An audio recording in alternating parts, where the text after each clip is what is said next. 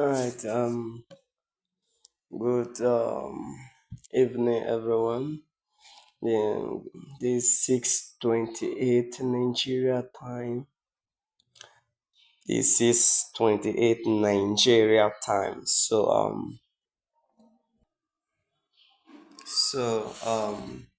we are still on the research process in education.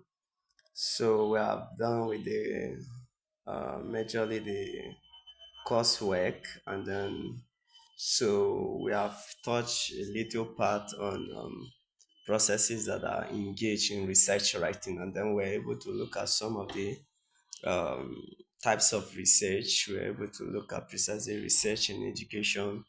We're able to look at processes that are involved, but we are not done yet. So that's why today lecture is very crucial and important, right? So today we are going to still discuss on the research process for master's degree students in education, right? Um, Actually, why this process are important is because they are just like a guide, right? They are roadmaps to lead you to uh, how to plan your research. There are roadmaps that lead you, that guide you on how to write your dissertation, right? Or thesis. They are just like a roadmap, as I said. So we're going to be starting from one after the other. Research writing is very crucial, especially not only as a student, but you that you are into academia field, right? Research writing is very important. Research helps us to understand the current situation of something. For example, in education, research will help us to understand the current um, situation of the education in a country, in a nation, will help us to know which teaching methodology is actually right in order for teachers to engage or to imbibe in order to deliver well. So, can you see? It also help us to know the stage of the education, as I've mentioned, help us to know the challenges that many high schools are facing within a community, within a state and a country at a large, or even a continent like Africa. So actually, research is very important. After it give us, or it shows what is lacking, we cannot use, we cannot depend on those data that we have collected to actually bring about a change, to know how to strategize, to develop a strategic plan in order to actually resolve those issues or bring solution to the problems that are facing the people in the education community. So research is very crucial in the field of education, and not only the field of education, almost all the field of study, cut across all the field of study. So today we're going to be looking first and foremost the steps. Number one, you are to what? In research. Is something the world the world is into to. You see, we have read and search. So can you see that means there is a problem that you are looking uh, for. So research actually means you are identifying a problem. You are what? Looking for a problem to solve. So actually, if you are actually looking for problems to solve, first and foremost, you must identify the area of interest. Remember, research is general. I say it cut across every field of study. So if it is in education, that is your niche. If it is in education, that is your area of discipline, right? So now, First and foremost, for you to bring a solution to a problem, you must first identify a problem. If you cannot identify a problem, solution cannot be bettered out. So the first step or process to engage in research in education is first and foremost you identify the research topic, or what I call identification of research topic. So now in the identification of research topic, what you need is to select relevant and feasible topics that are interesting. You don't go and pick topics that are obsolete. You don't go on and pick topics that are obsolete. No, in research, you pick topics that are relevant, topics that the community, the nation, a continent is facing a problem on. So, you conduct in the identification of the research topic, you have to conduct preliminary reading. You conduct preliminary reading. It kind of you didn't go deep. You just it's a preliminary reading. Then you narrow focus with aversive aversive feedback. You narrow focus with aversive feedback. People, that means what do people think about you in using that topic as a research topic. So you see that after conducting your preliminary reading, you now narrow focus with adversarial feedback, people that are going to give you feedback, how the topic look like, how is it relevant topic or not. Then I'd like to say the second step. The second step now is literature review. That means you search academic database. In searching the academic database, you have different of them, right? In searching the academic databases, you are searching to organize and synthesize sources. Can you see? You are searching to organize and synthesize sources, and also to identify research gap. You are searching the literature review to organize and synthesize the sources and to identify research gap, the gap in research. Then the third stage involved in the process of research is research question and objectives. Is what research questions and objective. Now, in research question and objective, all you do is that you formulate clear questions, stroke hypothesis. Can you see? That is your research question and objective. You formulate clear questions and hypotheses. That means you align with study objectives. This clear question and hypothesis must what? Aligned with the study objective. Ensure questions are very smart in nature. Are very smart in nature, right? The first step is to research. The first step is the research methodology. The word methodology comes from the word method, strategy, method. So in methodology, you choose research design. How do you want your research to be? Is it going to be qualitative in nature or quantitative in nature?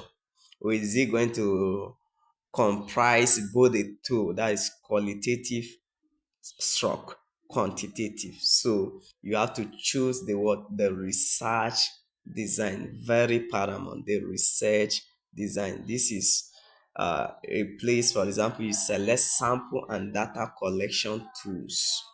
You obtain also ethical approval. Can you see it now?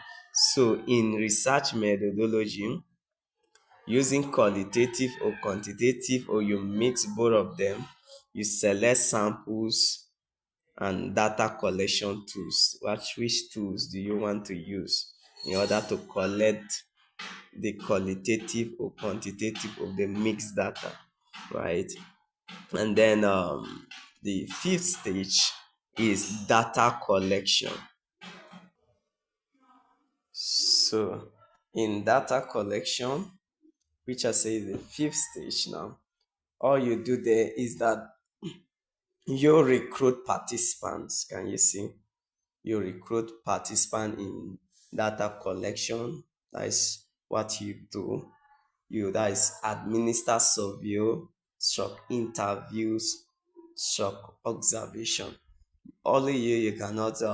But we thank God that we are in the digital age whereby you can send out a Google response form to, let's say, if your research cut across continent like Africa or Europe, you can send a Google form whereby people would give you their thought pertaining the question you said or the feedback.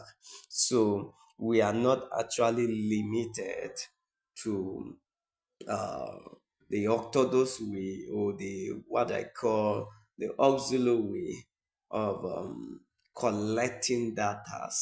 So now it's very easy.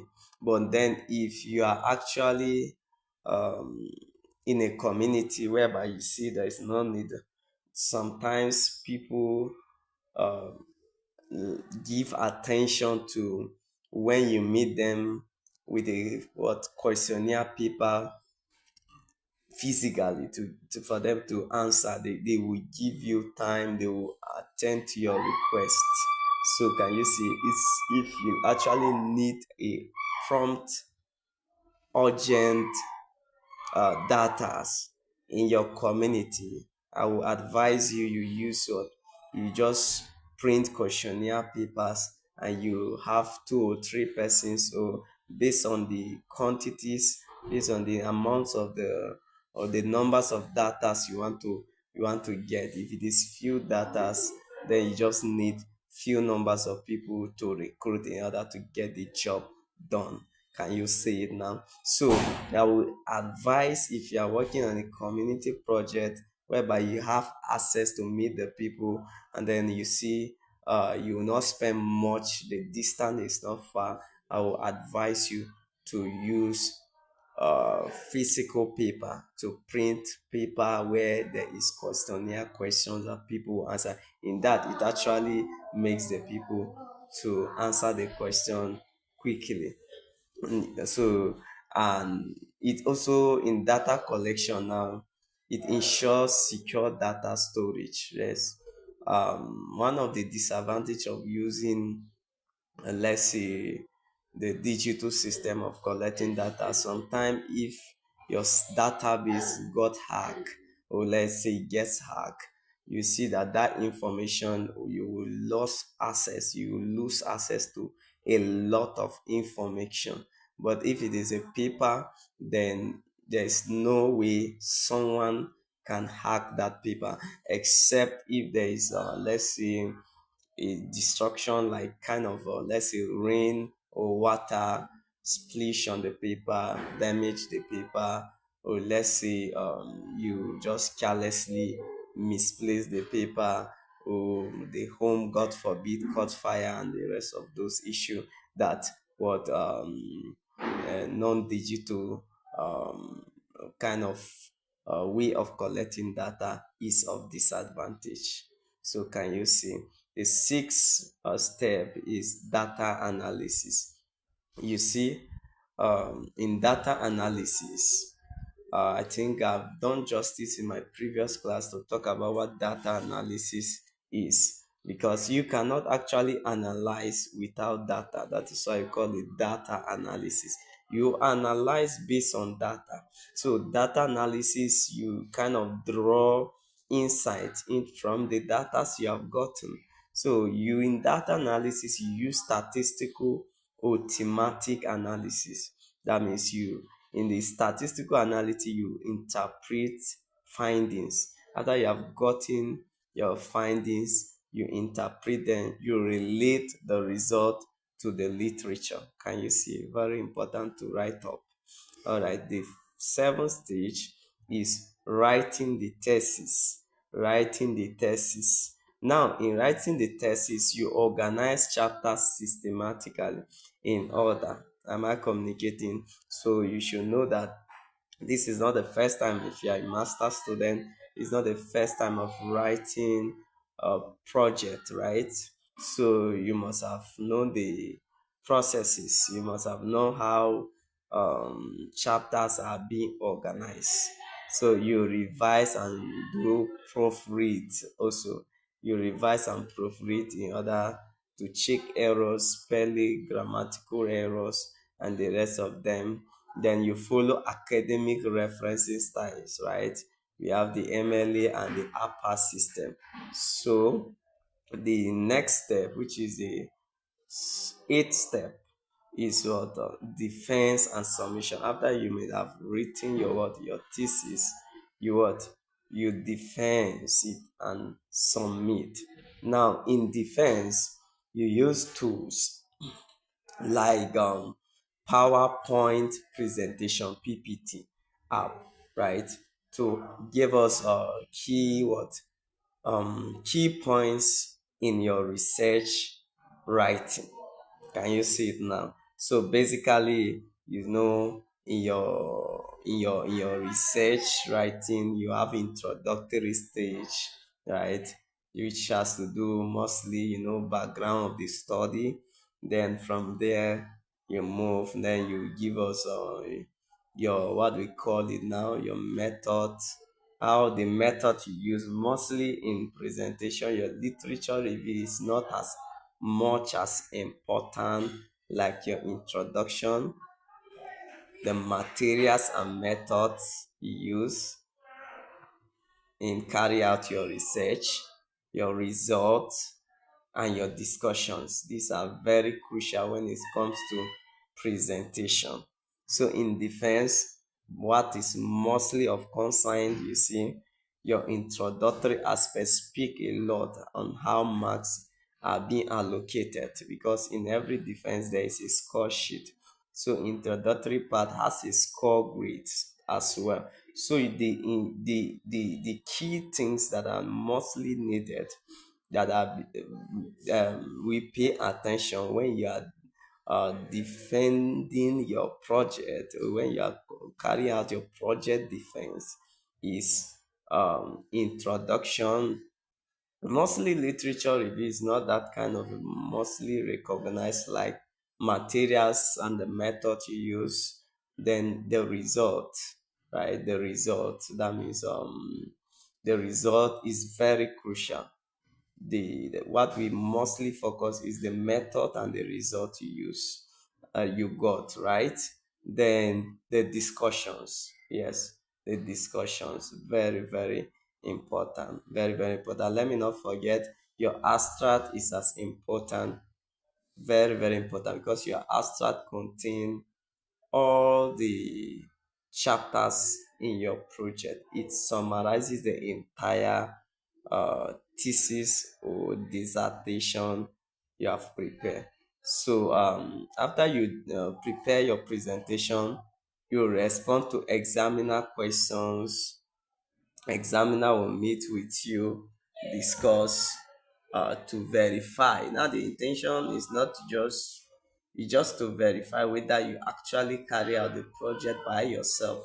And then after that, you submit final approved copy. Can you see now?